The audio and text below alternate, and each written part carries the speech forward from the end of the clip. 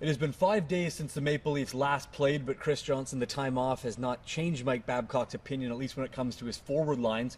Looks like tomorrow night against the Islanders, we will see the exact same lines as we saw against the Dallas Stars. Why no changes for Mike Babcock, even though before he made the changes, he hinted that they wouldn't last for long? Well, it's a reflection of how well things went on those two road games, the one in Chicago and Dallas on back-to-back nights. Nazem Kadri, after a long drought, scoring 3 goals in those 2 games while having Mitch Marner beside him instead of Leo Komarov. And you know, look, they look very good in Dallas. And you know, there's a bit of an evolution here. Yes, the plan was maybe to get Komarov and Kadri back together heading into that road trip. But, you know, we're seeing a bit of a change in the lineup. Some of it's been brought on by injury, but there's some decisions here. And bringing Kasperi Kapanen up, putting him on the fourth line, and having Matt Martin now out of the lineup for 3 straight games, it appears. I mean, the Leafs are working towards getting their best lineup, and it took a long time for some of the first changes, but now that they've been made, Mike Babcock seems inclined to keep making them as things go along. No changes with the forwards. We will see one change on the back end, at least we expect to. Nikita Zaitsev, 17 games out with a broken foot. Looks like he'll return against the Islanders. What does he bring back to the Maple Leafs lineup?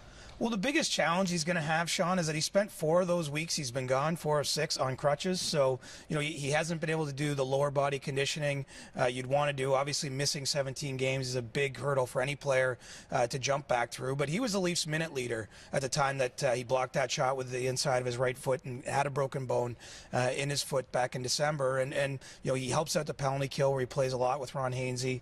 And at even strength, he was a shutdown guy for them. I don't know how much he'll be eased back in, but it does improve the depth back there, and it doesn't appear to knock Roman Polak out of the lineup.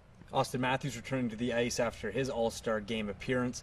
We saw some funny moments from Auston over the weekend at the All-Star Game. Are we seeing Auston almost open up and showing his personality a little bit more? He's exuding himself a lot more. You know, I've detected this in small ways throughout the season in interviews, you know, quite forceful at times with his opinion. And look, I mean, it makes sense. He's getting more comfortable in the game, 130-plus games as an NHL player now. You know, he knows it's his team. He's surrounded by peers in the league. And at that All-Star Game, he had guys like Noah Hannafin and Jack Eichel, Zach Werenski, players he's been close with and grew up playing with. And it is kind of his time, I think. And, you know, it was nice to see him show that personality during the All-Star Game. He's back to business here as he's returning to practice and not wanting to get into that stuff now. But, you know, we have seen an evolution with this guy, and it's his team and it's his time.